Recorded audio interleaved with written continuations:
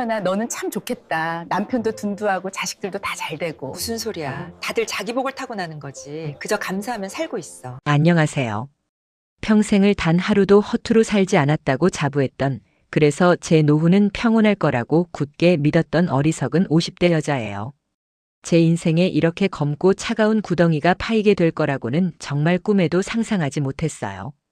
제 모든 것을 앗아가고 저를 이 끔찍한 절망 속으로 밀어넣은 건 험악한 얼굴의 사기꾼도 교묘한 전화 속의 범죄자도 아니었어요. 바로 제 반평생을 함께한 제 자신보다 더 믿었던 30년 지기 제 친구였어요. 이제부터 제 피눈물 나는 그 시간들을, 끔찍했던 그날의 이야기를 한번 시작해 볼게요. 얼마 전까지만 해도 제 인생은 참으로 평온하고 감사했어요. 30년 넘게 아이들을 가르치던 교직을 명예롭게 마무리하고 드디어 남편과 함께 오롯이 우리 둘만의 시간을 보낼 수 있게 되었거든요. 아침이면 남편이 내려주는 커피 향에 잠을 깨고 햇살 좋은 베란다에서 작은 화초들을 돌보는 소소한 일상이 제게는 그 어떤 것과도 바꿀 수 없는 행복이었어요. 아이들도 다 커서 제 앞가림 잘하고 있고 이제 정말 남은 인생은 이 사람과 함께 그동안 고생한 거 보상받으면서 여행도 다니고 맛있는 것도 먹으면서 조용히 늙어가는 것. 그게 제 유일한 소망이었어요. 그리고 그 소망을 이뤄줄 든든한 버팀목, 바로 제 퇴직금이 있었죠. 그 돈은 단순한 목돈이 아니었어요. 30년 넘는 세월 동안 분필 가루 마셔가며 아픈 아이들 눈에 밟혀도 꾹 참고 출근하며 제 젊음과 맞바꾼 피와 땀의 결정체였어요. 차곡차곡 쌓아 올린 저와 제 남편의 인생 그 자체였죠. 그 돈이 있었기에 저는 비로소 마음 편히 발 뻗고 잠들 수 있었고 다가올 노후에 대한 막연한 불안감 대신 설렘을 품을 수 있었어요. 그리고 제 인생의 또 다른 버팀목, 바로 그 친구가 있었어요. 20살 앳된 시절에 만나 어느덧 지천명을 훌쩍 넘긴 나이가 될 때까지 제 삶의 모든 희로애락을 함께 나눈 친구였죠. 시집가서 낯선 시댁 생활에 힘들어할 때 밤새 제 푸념을 들어준 것도, 첫 아이를 낳고 기쁨과 두려움에 떨고 있을 때 한 걸음에 달려와 미역국을 끓여준 것도 그 친구였어요. 친정 부모님 돌아가셨을 땐 친자매인 저보다도 더 서럽게 울며 제 곁을 지켜줬고요. 남편에게조차 털어놓지 못하는 속 깊은 이야기까지 나눌 수 있는 유일한 사람이었어요. 제게 그 친구는 또 다른 저 자신이었고 세상에 제 편 하나는 무조건 있다는 안도감을 주는 존재였죠.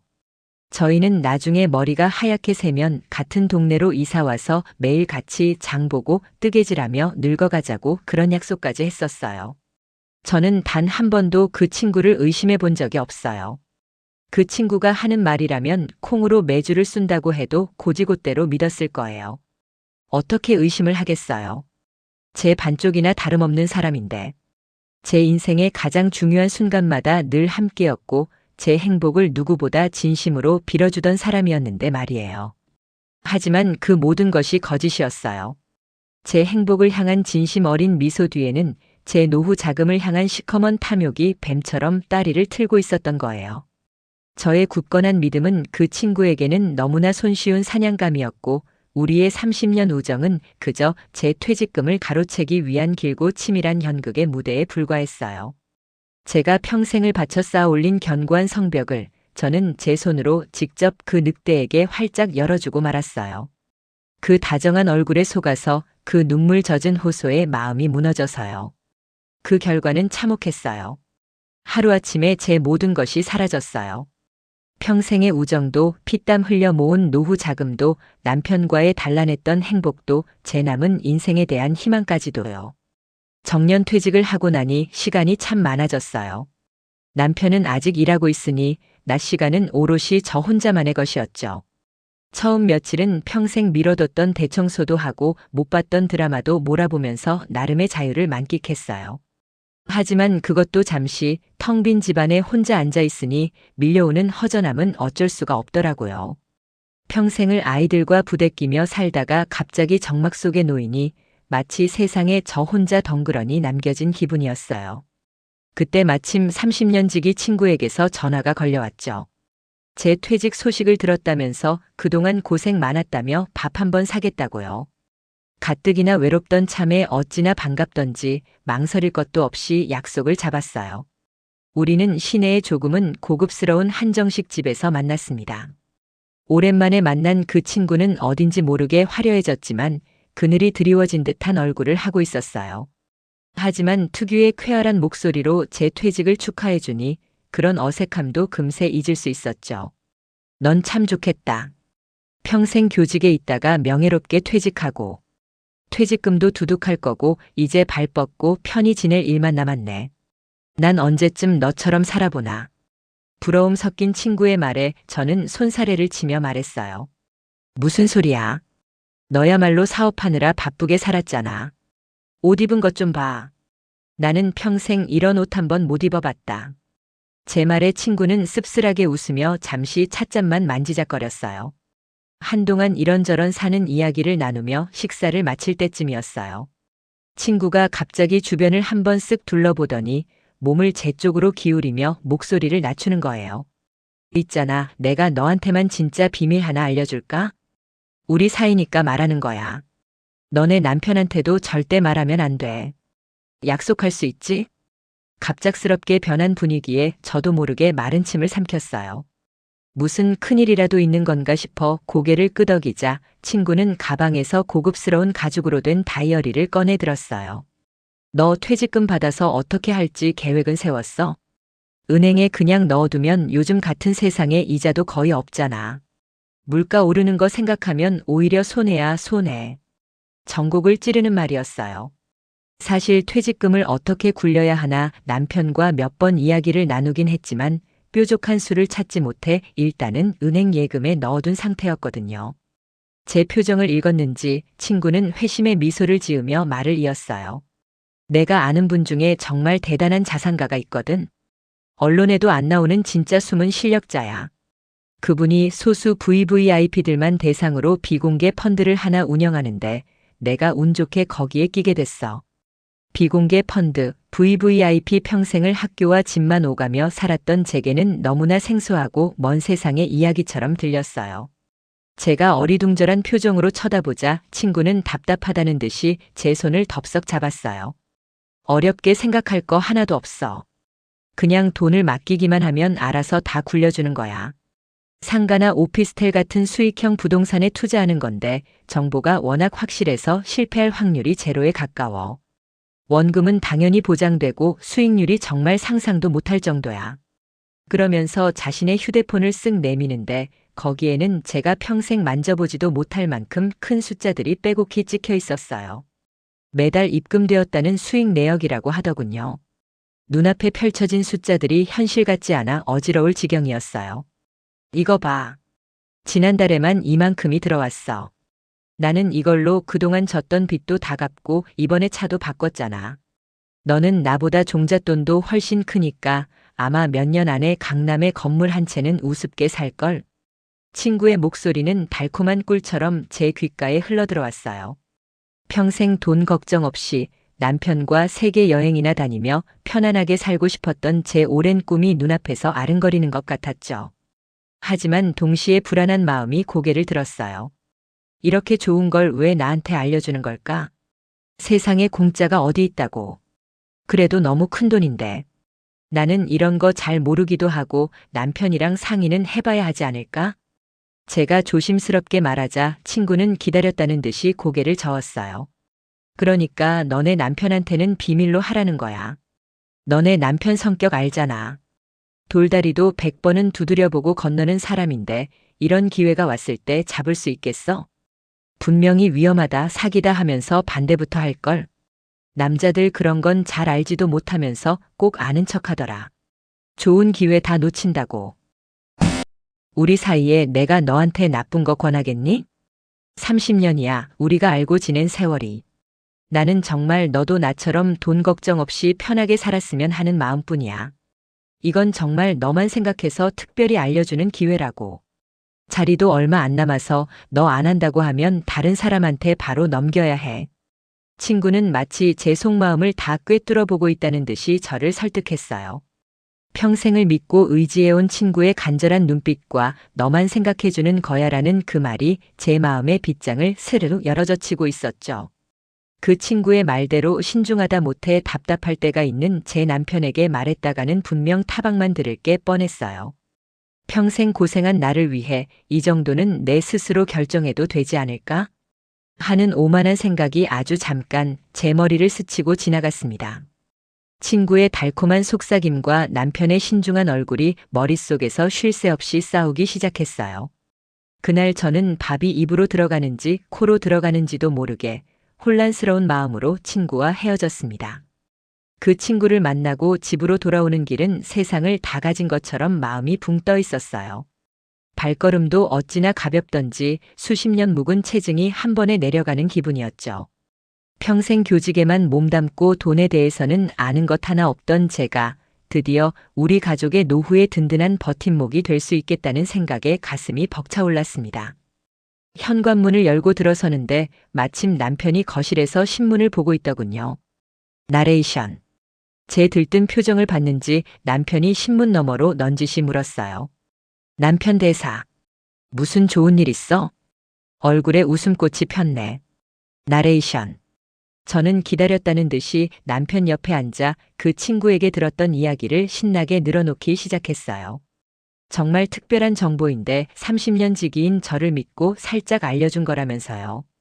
원금은 무조건 보장되고 수익률은 상상 이상일 거라고, 우리 퇴직금 일부만 넣어도 몇 달 안에 2배는 우스울 거라는 말까지 친구가 했던 말을 하나도 빼놓지 않고 그대로 전했습니다. 제 이야기를 듣는 내내 남편의 표정은 점점 굳어져 갔어요. 제가 한참을 떠들고 나서야 남편은 신문을 탁 소리나게 접어두고는 저를 똑바로 쳐다보며 입을 열었죠. 남편 대사. 여보. 잠깐만. 그러니까 당신 친구가 아무도 모르는 고급 투자 정보가 있는데 우리한테만 알려주겠다, 이 말이야? 나레이션. 저는 당연하다는 듯 고개를 끄덕였습니다. 하지만 남편의 다음 질문은 제 예상을 완전히 빗나갔어요. 남편 대사. 그렇게 확실하고 좋은 정보면 자기가 대출이라도 받아서 전부 투자해야지. 왜 그걸 남한테, 그것도 당신한테까지 알려준대? 상식적으로 이해가 가?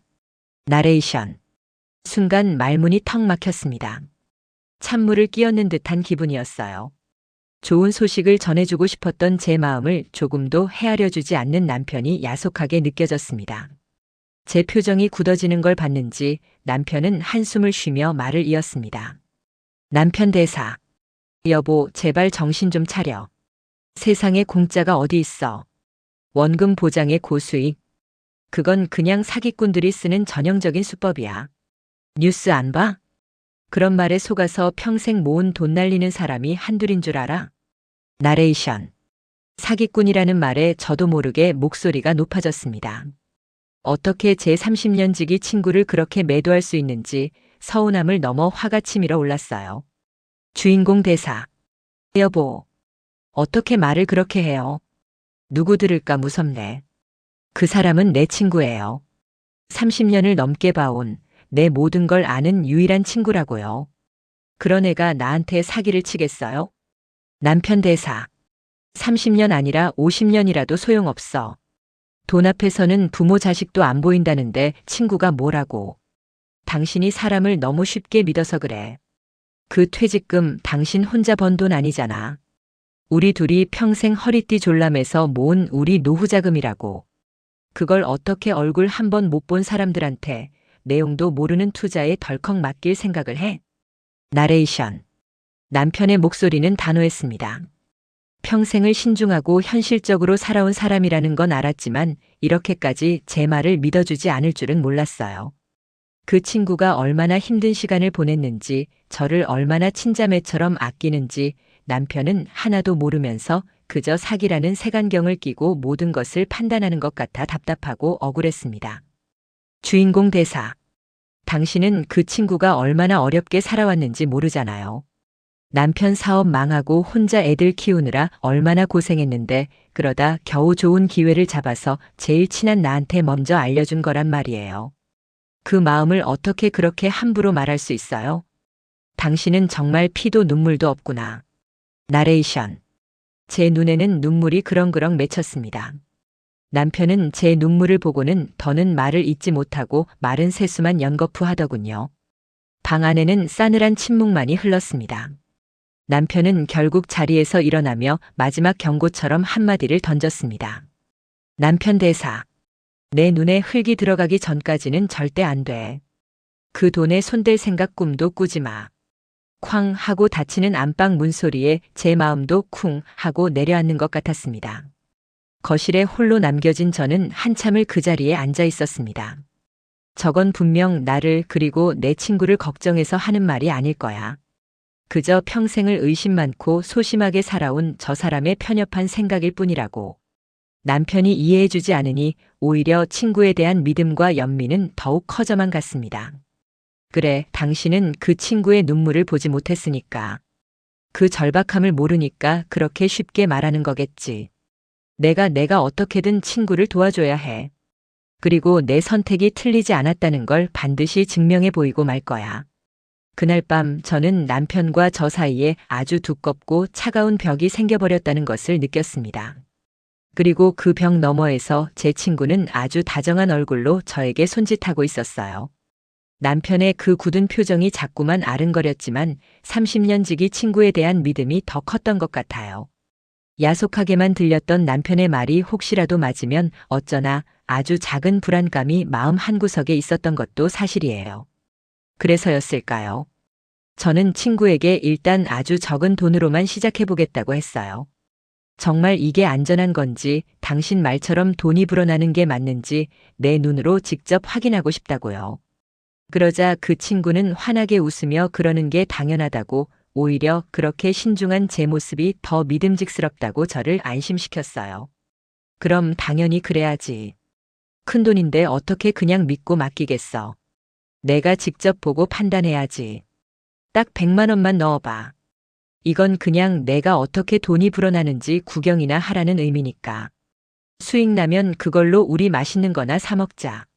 저는 정말 반신반의하는 마음으로 딱 100만 원을 그 친구가 알려준 계좌로 보냈어요. 혹시라도 잘못되면 그냥 밥 한번 거하게 산 셈 치자, 그런 심정이었죠. 그런데 정말 신기한 일이 벌어지기 시작했어요. 친구가 깔아준 앱을 통해 제 돈이 어떻게 투자되고 있는지 실시간으로 볼 수 있었는데, 다음 날 아침에 보니 100만 원이 103만 원이 되어 있었고, 그 다음 날엔 107만 원으로 불어나 있는 거예요. 매일 아침 눈을 뜨면 가장 먼저 그 앱부터 확인하는 게 제 새로운 습관이 되었어요. 숫자가 야금야금 올라가는 걸 보고 있자니 남편의 걱정은 그저 세상 물정 모르는 고리타분한 잔소리처럼 느껴지기 시작했죠. 일주일 뒤 친구가 전화를 걸어왔어요. 맞지? 내가 뭐라고 했어? 이제 그 돈 한번 빼볼까? 내 통장에 직접 꽂히는 걸 봐야 더 믿음이 가지 않겠어? 친구의 말대로 수익금 인출 신청을 하자 정말 1시간도 채 되지 않아 제 통장에 115만 원이 입금되었어요. 원금 100만 원에 이자 15만 원. 세상에 은행에 1년을 꼬박 넣어둬도 받을까 말까 한 이자를 단 일주일 만에 번 거예요. 제 심장이 얼마나 뛰던지요. 그때부터였던 것 같아요. 제 마음속에서 의심의 벽이 완전히 허물어지기 시작한 게요. 그 뒤로는 모든 게 일사천리였어요. 저는 500만 원을 추가로 투자했고 그 돈은 한 달 만에 700만 원이 넘는 돈이 되어 돌아왔어요. 불어난 돈으로 평소 남편이 갖고 싶어 하던 비싼 낚싯대도 선물하고 손주들 장난감도 마음껏 사줬어요. 남편은 어디서 이런 돈이 났냐고 물었지만 저는 그저 비상금을 좀 깼다고 둘러댔죠. 그때마다 남편은 의심의 눈초리를 거두지 않았지만 저는 오히려 그런 남편이 답답하게 느껴졌어요. 이렇게 좋은 기회가 눈앞에 있는데 왜 당신은 알아보지 못하냐고요. 어느 날 저녁이었어요. 친구에게서 다급한 목소리로 전화가 왔죠. 잠깐 집 앞으로 나올 수 있겠냐고요. 무슨 일이냐고 물어도 그저 빨리 나와보기만 하라는 말만 되풀이했어요. 걱정스러운 마음에 한달음에 달려나가 보니 친구가 차 안에서 얼굴을 파묻고 엉엉 울고 있는 거예요. 깜짝 놀란 제가 차에 올라타 등을 두드리며 왜 그러냐고 묻자 그 친구는 한참을 울기만 하다가 간신히 입을 열었어요. 실은 나 너무 힘들어. 너한테는 걱정 끼치기 싫어서 말 못했는데 네 남편 사업이 거의 망했어. 가게 월세도 몇 달째 밀리고 당장 다음 주까지 대출금 못 막으면 집도 경매로 넘어가게 생겼단다. 애들 학원비도 몇 달째 밀렸는데. 30년을 함께한 친구의 입에서 나온 말은 충격 그 자체였어요. 늘 당당하고 여유로워 보였던 친구였기에 저는 정말 까맣게 모르고 있었죠. 제 손을 덥석 잡은 친구는 눈물 콧물을 쏟으며 애원하기 시작했어요. 내 덕분에 투자로 조금씩 숨통이 트이고 있었는데 이번에 정말 우리 인생을 바꿀 수 있는 마지막 기회가 왔어. 딱 한 번만 들어오는 엄청난 정보인데 최소 투자금이 너무 커. 내 돈만으로는 턱도 없어. 그래서 말인데 내 퇴직금 딱 한 달만 빌려주면 안 될까? 딱 한 달이면 돼. 이번 것만 성공하면 내 퇴직금 2배로 불려서 돌려줄 수 있어. 그럼 내 빚도 다 갚고 너는 평생 일 안 하고 편하게 살 수 있는 거야. 제발 나 좀 살려줘. 너밖에 없어. 내가 기댈 곳은 세상에 너 하나뿐이야. 친구는 제 바짓가랑이라도 붙잡을 것처럼 절박하게 매달렸어요. 30년 세월 동안 단 한 번도 저에게 아쉬운 소리 한 적 없던 친구였어요. 그런 친구가 자존심도 다 버리고 제 앞에서 엉엉 우는 모습을 보니 제 마음이 갈기갈기 찢어지는 것 같았어요. 그 순간 남편의 경고는 더 이상 귓가에 맴돌지 않았어요. 눈앞에서 펑펑 우는 내 불쌍한 친구, 그리고 이미 몇 번이나 내 눈으로 직접 확인했던 놀라운 수익률. 이 두 가지만이 제 머릿속을 가득 채웠죠. 이건 위험한 도박이 아니라 내 친구도 살리고 우리 가족의 노후도 풍요롭게 만들 수 있는 유일한 기회처럼 보였어요. 저는 결국 남편이 곤히 잠든 새벽에 몰래 일어나서 컴퓨터를 켰어요. 손가락이 벌벌 떨려서 몇 번이나 공인인증서 비밀번호를 틀렸는지 몰라요. 평생을 교직에 바쳐 한 푼 두 푼 악착같이 모은 제 퇴직금. 그 숫자가 화면에 뜨는 순간 잠시 숨이 턱 막혔어요. 하지만 이내 눈물을 흘리던 친구의 얼굴과 통장에 찍혔던 빨간 숫자들이 떠올랐죠. 그래, 이건 내 친구를 살리는 일이야. 그리고 우리 가족을 위한 일이야. 나중에 남편에게는 2배로 불려서 깜짝 선물로 안겨주면 돼. 그러면 남편도 분명 기뻐할 거야. 저는 스스로를 그렇게 합리화하며 망설임 없이 제 퇴직금 전액을 친구가 알려준 계좌로 이체했어요. 이체 완료 버튼을 누르자 친구에게서 바로 문자가 왔어요. 정말 고마워. 평생 이 은혜 잊지 않을게. 이제 우리 고생 끝났다. 정말 고맙다 내 친구야. 그 문자를 보고 저는 안도의 한숨을 내쉬었어요. 이제 모든 게 잘 풀릴 거라고 그렇게 굳게 믿었습니다. 제 평생이 담긴 퇴직금이 그 친구의 손에 넘어간 그날 밤, 저는 이상하게 잠을 설쳤어요. 이게 맞는 걸까? 남편 말대로 너무 성급했던 건 아닐까 하는 뒤늦은 걱정이 밀려왔다가도 이내 고개를 저었죠. 30년 지기예요. 저를 속일 리가 없잖아요.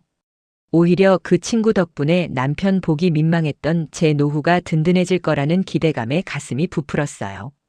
그 친구가 보여줬던 수익률 그래프, 반짝이던 그 숫자들이 눈앞에 아른거렸거든요. 다음 날 아침 저는 설레는 마음으로 친구에게 전화를 걸었어요. 이제 우리도 부자가 되는 거냐며 고맙다는 인사를 하고 싶었거든요. 그런데 신호음이 몇 번 울리더니 낯선 여자의 목소리가 들려왔어요. 지금은 전화를 받을 수 없어. 아, 회의 중인가 보다. 아니면 그 투자 전문가라는 사람들과 중요한 이야기를 나누고 있나 보다. 그렇게 대수롭지 않게 넘겼어요. 거액이 오가는 일이니 얼마나 정신없겠어요. 오히려 제가 방해한 것 같아 미안한 마음이 들 정도였죠. 그런데 그날 오후가 되도록 친구에게서 연락이 오지 않았어요. 저녁이 되어도 마찬가지였고요. 보통은 부재중 전화가 찍혀 있으면 무슨 일이냐고 바로 연락하던 친구였는데 말이에요. 마음 한구석이 조금씩 불안해지기 시작했지만 애써 고개를 저었어요. 그럴 리가 없다고, 내가 너무 예민하게 구는 거라고 스스로를 다독였어요. 다음 날 용기를 내어 다시 전화를 걸었어요. 이번에는 받더라고요. 제가 반가운 마음에 어제는 많이 바빴나 봐 하고 묻자 친구는 평소보다 조금은 낮고 서두르는 목소리로 대답했어요. 어제 정신이 하나도 없었네. 지금도 중요한 분들 만나고 있어서 길게 통화는 어렵고. 내가 나중에 다시 걸게. 뚝.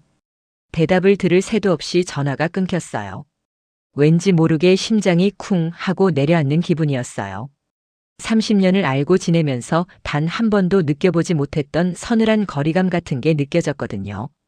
그래도 바쁘다니까, 중요한 일이라니까 어쩔 수 없다고 생각했어요. 큰 돈을 굴리는 일이 어디 쉬운 일이겠어요. 제가 이해해야죠.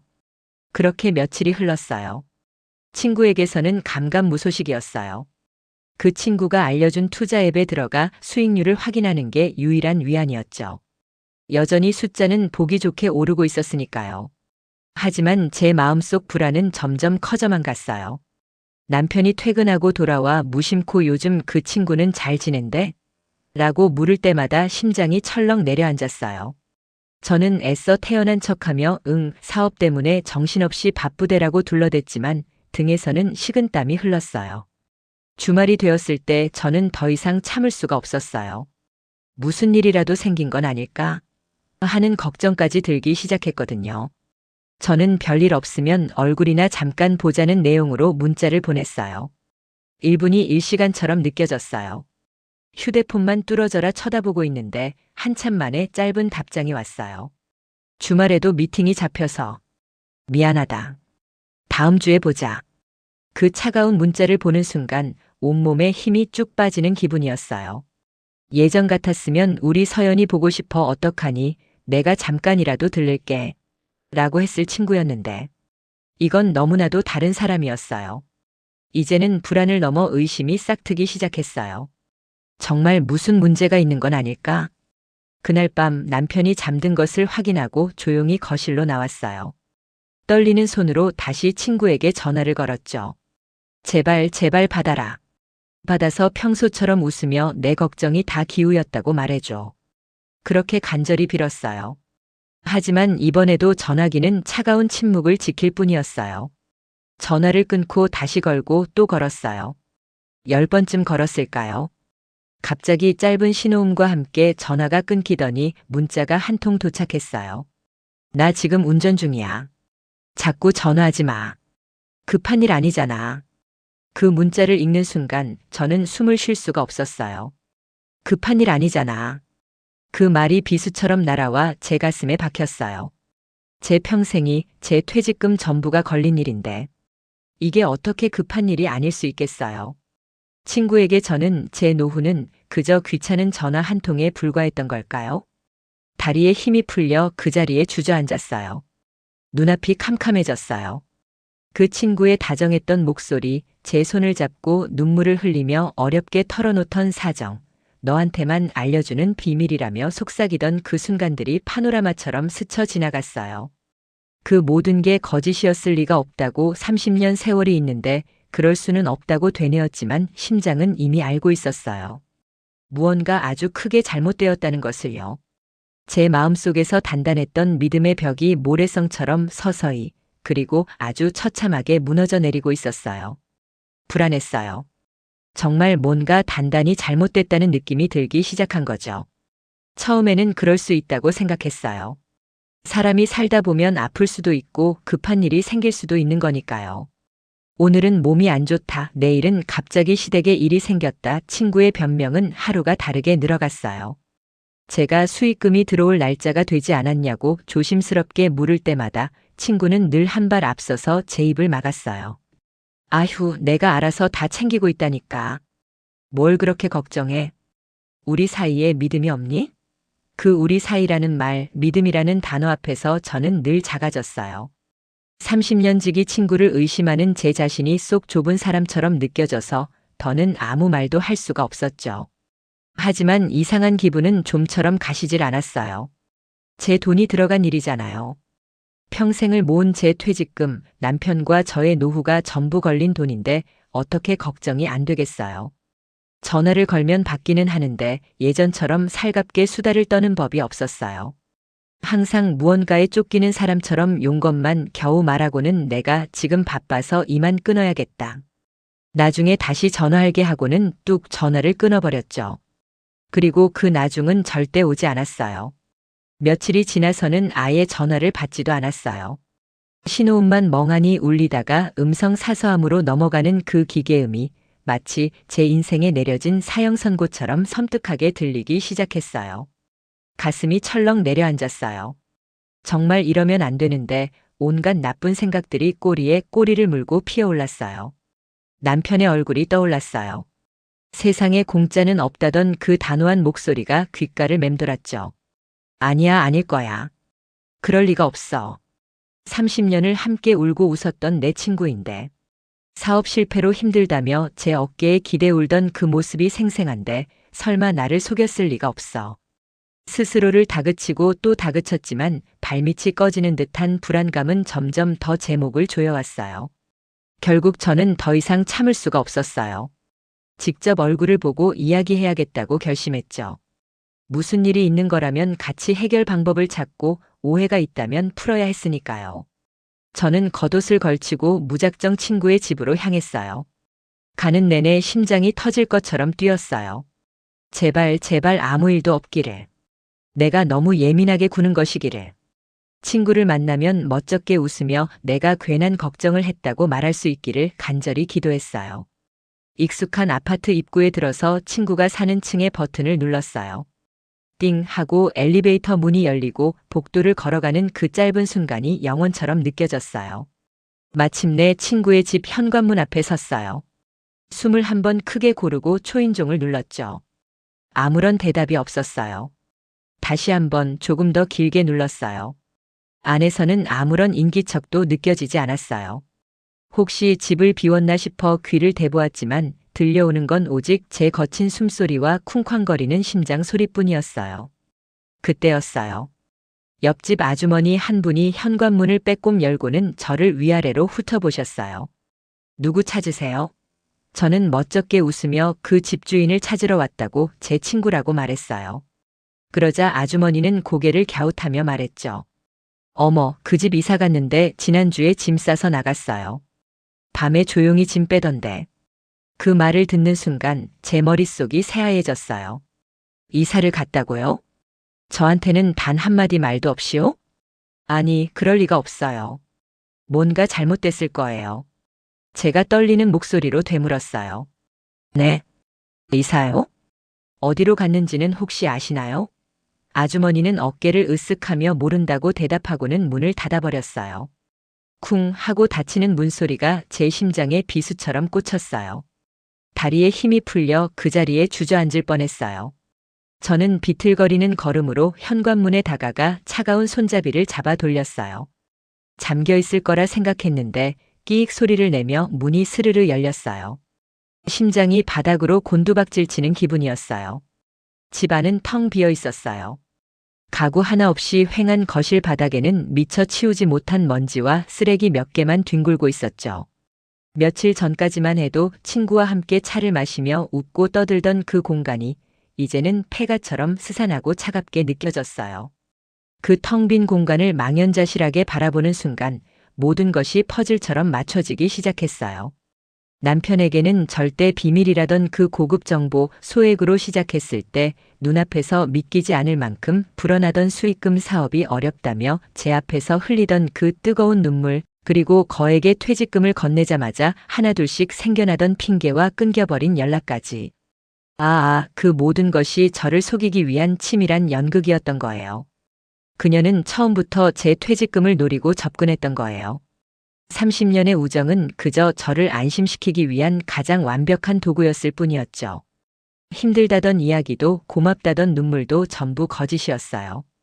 제 동정심을 자극하고 이성을 마비시켜 평생 모은 돈을 제 손으로 갖다 바치게 만든 무서운 사기극이었어요. 돈을 잃었다는 사실보다 더 끔찍했던 건 제 인생의 절반을 차지했던 그 우정과 세월이 송두리째 부정당했다는 배신감이었어요. 저는 바보였어요. 가장 믿었던 친구의 탐욕을 조금도 눈치채지 못한 세상 물정 모르는 멍청한 바보였던 거죠.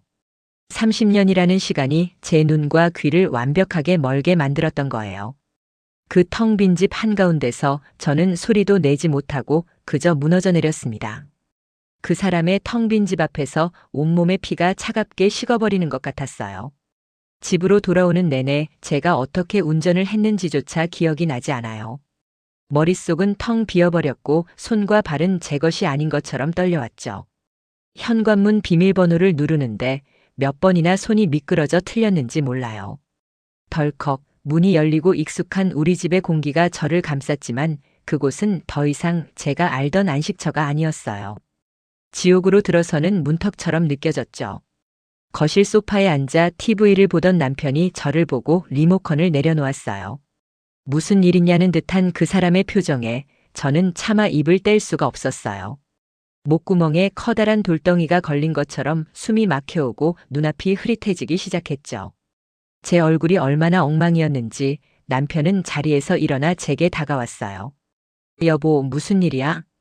얼굴이 왜 이래? 어디 아파? 걱정스러운 남편의 목소리를 듣는 순간 애써 억누르고 있던 모든 것이 한꺼번에 터져나왔어요.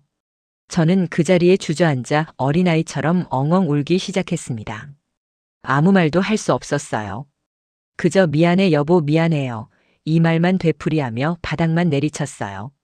놀란 남편은 제 어깨를 감싸 안으며 계속 저를 다독였지만 그 손길이 저를 더욱 비참하게 만들었어요. 한참을 울고 나서야 저는 간신히 입을 열 수 있었어요. 띄엄띄엄 더듬더듬 그 친구의 이야기, 투자 이야기, 그리고 오늘 제가 보고 온 텅 빈 집 이야기까지 제 목소리는 제 것이 아닌 것처럼 갈라지고 떨렸어요. 제가 한마디 한마디 내뱉을 때마다 남편의 얼굴은 점점 굳어갔습니다. 제 어깨를 붙잡고 있던 손에서 서서히 힘이 빠져나가는 게 느껴졌어요. 모든 이야기를 끝마쳤을 때 우리 사이에는 무겁고 차가운 침묵만이 흘렀어요.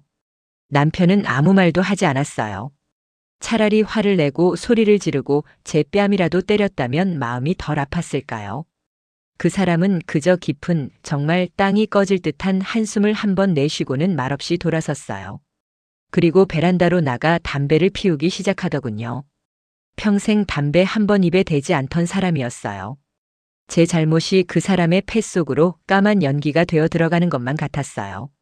저는 그 순간 남편 앞에서 고개를 들 수 없는 죄인이 되었어요. 평생을 성실하게 살아온 남편의 얼굴에 제가 먹칠을 한 겁니다. 당신의 경고를 무시했던 제 어리석음이 30년 우정이라는 헛된 믿음에 눈이 멀었던 제 미련함이 우리 부부의 노후를 송두리째 앗아간 거예요. 그날 이후로 우리 집의 시간은 멈춰버렸습니다. 함께 밥을 먹어도 아무런 대화가 오가지 않아요.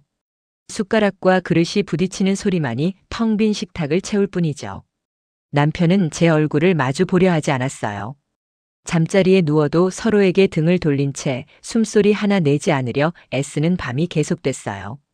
같은 공간에 있지만 우리는 세상에서 가장 멀리 떨어진 섬처럼 외로웠습니다. 남편의 지친 뒷모습을 볼 때마다 깊게 팬 주름 하나하나가 전부 제 탓인 것 같아 가슴이 미어졌어요. 밤마다 잠을 이룰 수가 없어요. 눈을 감으면 그 친구의 웃는 얼굴이 떠올라요. 너한테만 알려주는 거야. 속삭이던 그 목소리, 힘들다며 제 어깨에 기대어 울던 그 모습, 그 모든 것이 저를 속이기 위한 연기였다는 사실을 떠올리면 온몸에 소름이 돋고 심장이 벌벌 떨려요. 사람의 탈을 쓴 악마에게 제 인생 전부를 내어준 기분이에요. 돈보다 더 아픈 건 제가 바보같이 믿어버린 30년의 세월이었어요.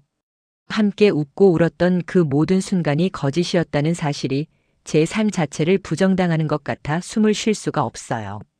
이제 저희에게 남은 것은 수북이 쌓인 빚과 끝없는 후회뿐입니다. 평생 모은 퇴직금은 공중으로 사라졌고 모자란 돈은 대출까지 받아 넘겼으니 저희는 이제 빈털터리를 넘어 빚더미 위에 올라앉게 된 거예요. 남편과 함께 소박한 텃밭이나 가꾸면서 주말마다 찾아오는 손주들 용돈이나 넉넉히 쥐어주면서 그렇게 평온한 노후를 보내는 게 저희 부부의 유일한 꿈이었는데 그 모든 것이 한순간에 산산조각 나버렸어요. 저는 이제 남편의 얼굴을 볼 때마다 죄책감에 숨이 막혀요.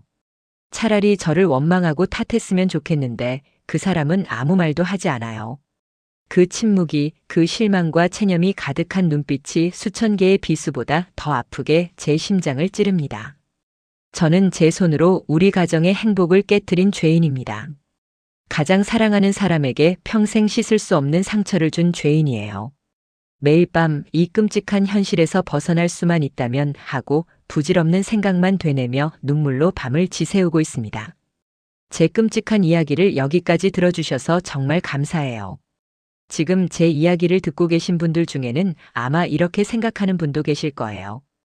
어떻게 30년 지기 친구를 의심도 없이 믿을 수 있어?